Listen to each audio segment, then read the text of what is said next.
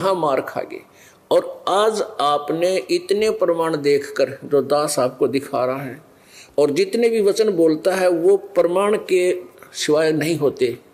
भले ही प्रमाण कभी ना दिखा पाऊं तो ये समझ लेना चाहिए कि फाइनल है जो दास बोल रहा है।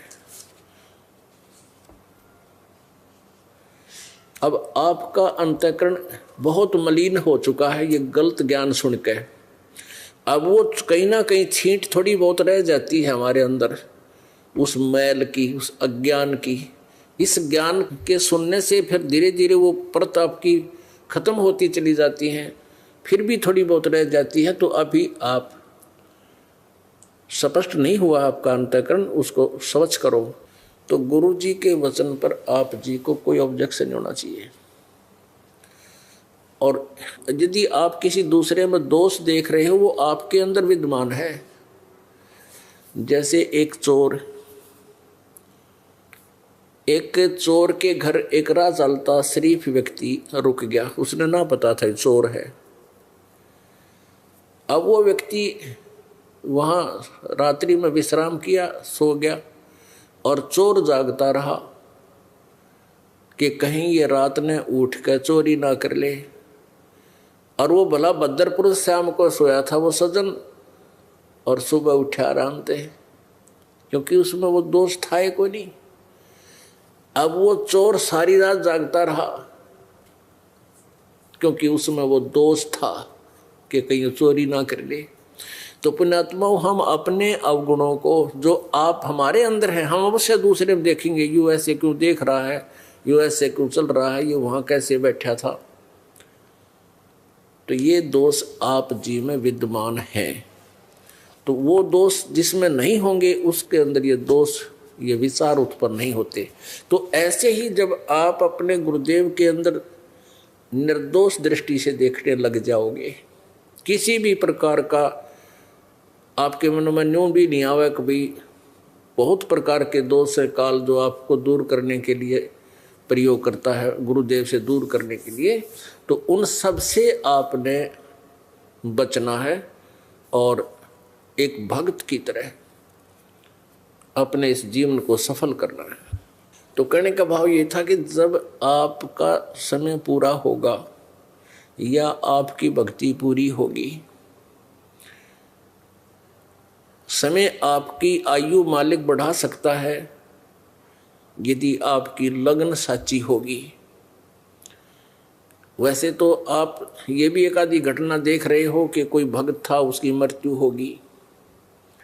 वो भगत नहीं रहा था, न भगत होता मृत्यु कैसे हो जा 40 साल की उम्र में।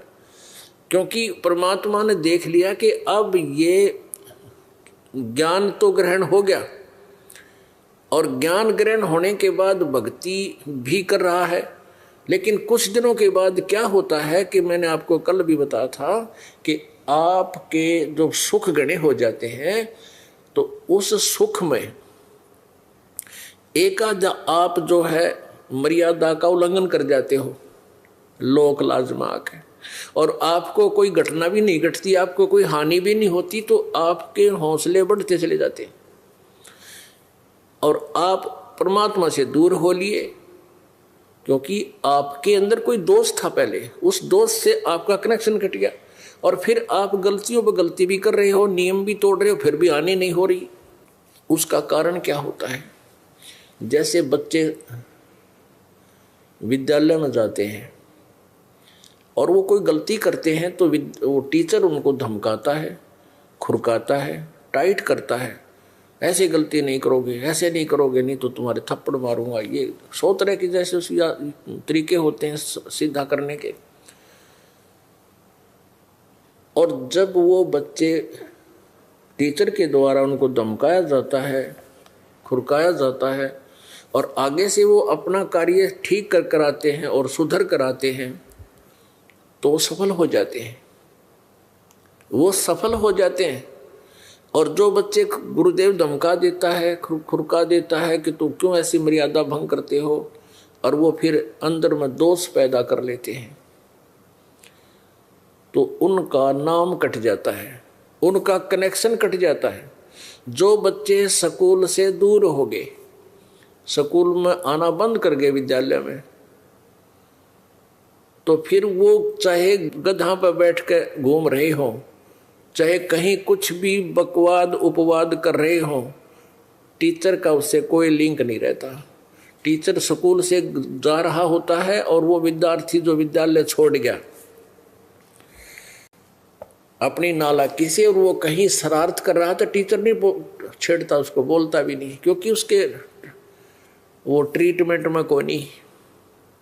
तो पुण्यात्माओं, आप जब तक आपका मार्ग सही जुड़ा रहेगा, परमात्मा से नियम जुड़ा रहेगा, कनेक्शन जुड़ा रहेगा, तो आपको झटके लगेंगे। आप जरा सी भी कोई ऊक चूक करने की चेष्टा करोगे, आपको तुरंत झटका लगेगा, आप सावधान रहोगे।